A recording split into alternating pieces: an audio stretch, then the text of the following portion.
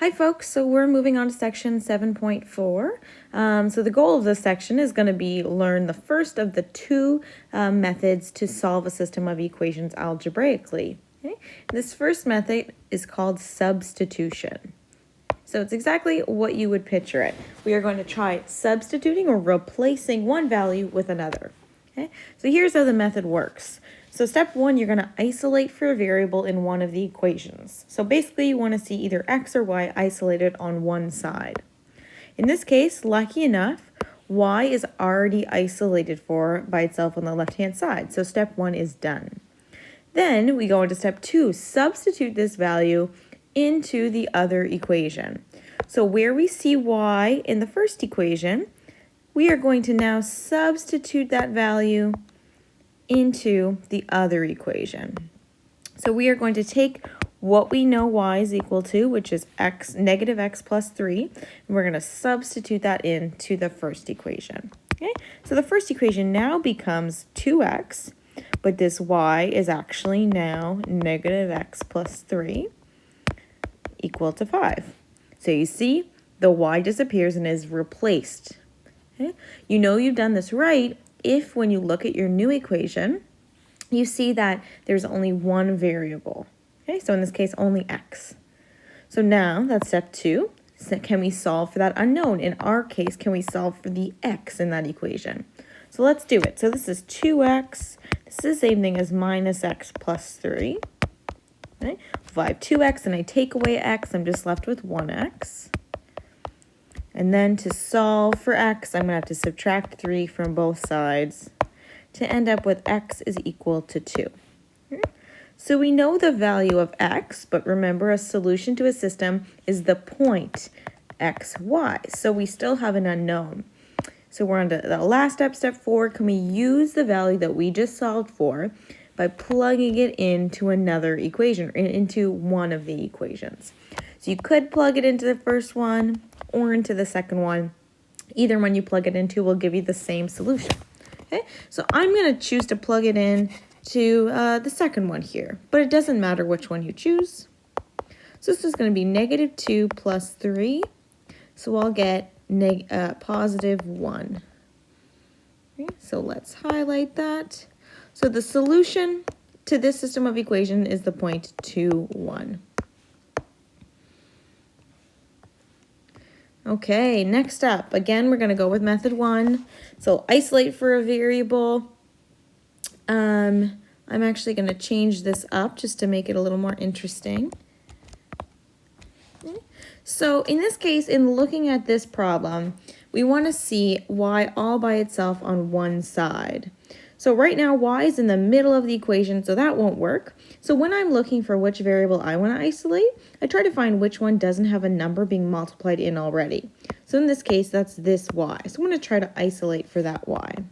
So to do that, I need to subtract 4x from both sides, and I get y is equal to 5 minus 4x. So perfect, now y is isolated. We've done step 1. Now we're going to take that y and we are going to substitute it into the other equation where we see y.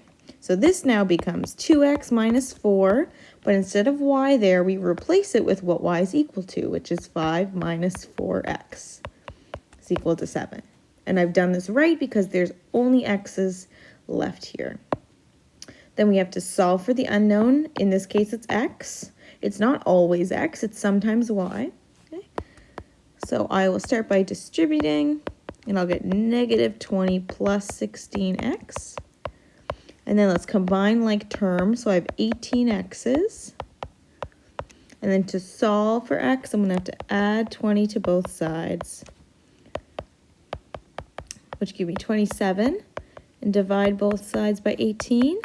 So we have 27/18, but that is a fraction that can be reduced because 27 and 18 are both divisible by 9. So if we do that, we'll end up with 3 halves. So we know the value of x. Let's do the value of y now, step 4. So we can now plug this x value into the first, the second, or even the rearranged equation. Okay, you're allowed to plug it into any of those and you should get the same answer no matter which you choose. I'm going to plug it into the rearranged one. So I'm going to put 5 minus 4, and for x, I'll put 3/2. So the goal this time is to find for y, solve for y. So 5 minus 12 divided by 2 is minus 6. So we're going to end up getting -1 here.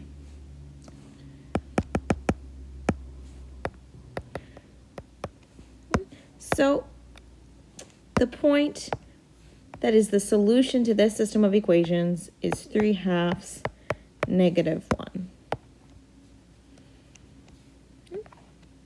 So let's try this one. So again, we're going to do it with method 1. In the weeks to come, we are going to look at another method we can use to solve this called elimination.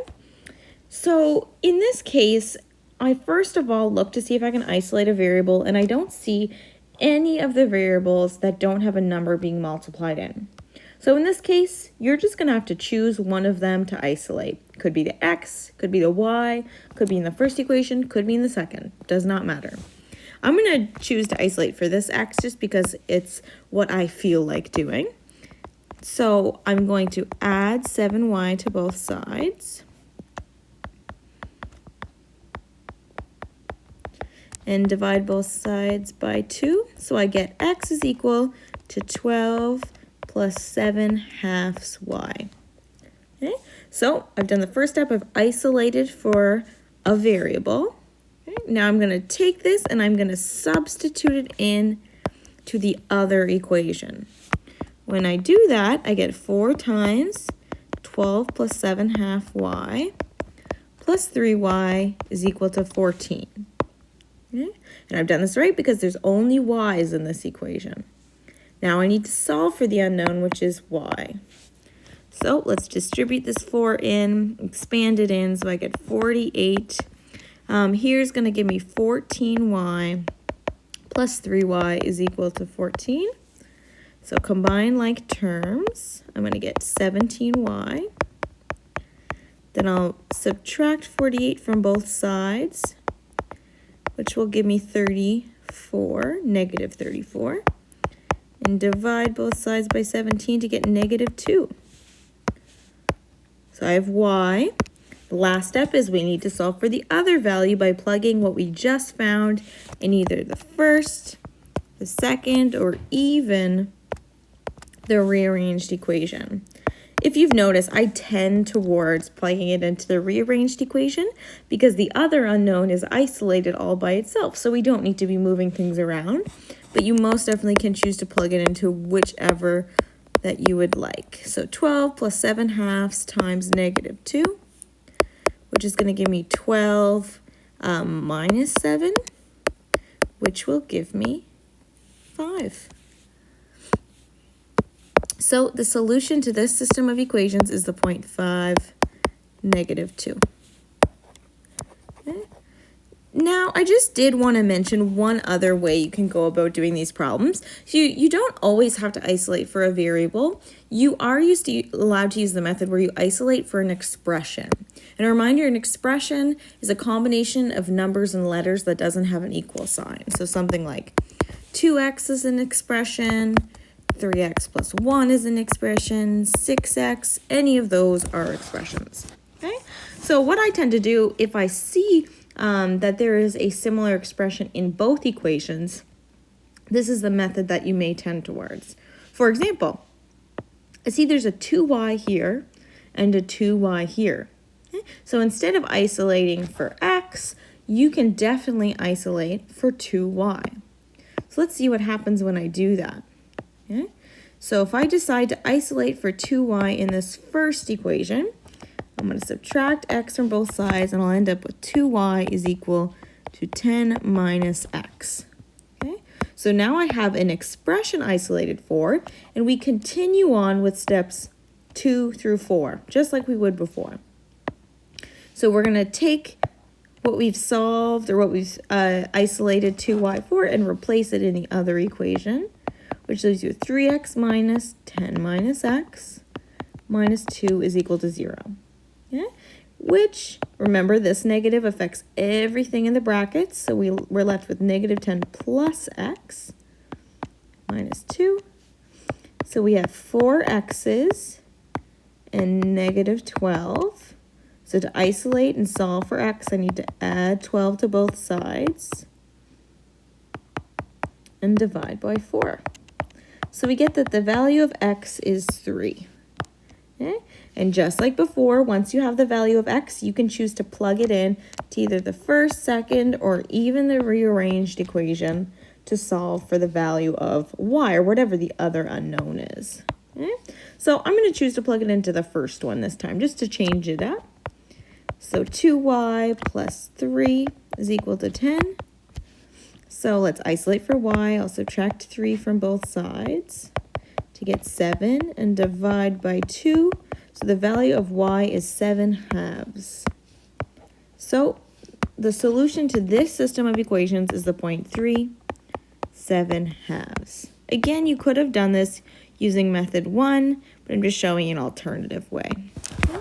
So you remember this question that we did up here. Here's the same one, just showing how you could have actually started by doing method 2. Okay? Obviously, looking here, there isn't an expression that is in both, but we could actually factor 4x to be 2 times 2x. Okay? And now I see an expression that's in both. I see 2x here and 2x here. Okay? So if I can now isolate for 2x, I could now substitute it into the other equation. So let's see, if I were to isolate for 2x here, I would get 2x is equal to 24 plus 7y. And now I can take what I know 2x is equal to and replace it in the other equation. So you could get 2 times 24 plus 7y plus 3y is equal to 14. We already know what the answer is because we've done this problem, but I'm just going to show you halfway through just to make sure we're on the right track. Well, this looks like what we had right up here. Okay? So you just see the first initial step is different, but no matter what you do, you get along the same track and you're going to still find that the value of y is negative 2 and the value of x is 5. Okay? So just show you there's another way you could have gone about it. Last question here. This is the main purpose of doing these, is being able to actually solve a situational problem, a real life situation. Okay, so Nuri invested $2,000, part at an annual interest rate of 8% and the rest at an annual interest rate of 10%. After 1 year, the total interest was $190. Okay? So just like we've been doing up until now, those 3 steps are important. You need to identify the variables. You need to create 2 linear equations, and you need to solve. In this case, solving, this week we are going to be doing it by substitution, but in the future you're allowed to choose whatever method you want. You could do it with a graph, you could do it with substitution, you could do it with elimination. Okay? So this question is basically saying that Nuri has $2,000 and they're splitting up this amount of money and putting part of it in one bank that has a certain interest rate, and another in another bank that has a certain interest rate. Okay? Basically, that money is going to be accruing a certain percentage, so you'll get extra money out of it for leaving it in the bank. Okay? What we don't know is how much Nuri put in each of those. So to identify the variables, what are the unknowns? Well, we could say x is the amount of money put in the first bank with the interest rate of 8%, okay? And y could be the amount of money put in the bank with an interest rate of 10%. Okay? Now, can we come up with 2 equations? Well, all we know is in total, between what he put in the 8% bank and what he put in the 10% bank, that has to be $2,000 in total. Okay, so one equation could be x plus y is equal to 2,000. Okay. Another equation is going to have to do with the interest, because he is getting, or Nuri is getting, 8% of whatever this money is and 10% of whatever this money is. And in total, we'll get $190. Okay. Remember, when we were writing down percentages as decimals, we moved the decimal place back 2 times. So if he's getting 8% of the amount x, we multiply those together, and 10% of y. So in that case, we have our two equations. So the last problem is to solve this using substitution. So I look for which variable is going to be easy to isolate for. So either x or y is definitely the easiest. You can choose which one you want. I'm going to isolate for x just because it's the easiest one in looking at it. So 2,000 minus y. So I've isolated for x. And now I'm going to substitute it into the other equation. So I'm going to replace this x with 2,000 minus y. Now let's expand. So we'll get 160 minus 0.08y plus 0.1y is equal to 190. And let's solve for y. So combining these terms, we have 0.02y. And then again, we're trying to isolate for y, so let's move this 160 over. So we are left with 30. And then we divide both sides by 0.02. So you'll end up getting 1,500. So our value of y is 1,500. Now, to find our value of x, we take this number and we plug it into either the first, the second, or even the rearranged equation. Does not matter. Okay? So if I know that x is really just 2,000 minus whatever y was from that third equation, well then x must be 500. Okay? So we have our solution. It is the point 500, 1,500, but we need to write this in a way that expresses what that actually means in terms of this problem. Okay? So this means that in the first account that is accruing 8%, Nuri put $500. 500 in 8% investment. And then Nuri put 1,500 in the 10% investment. Okay? And now you are done. Okay, folks.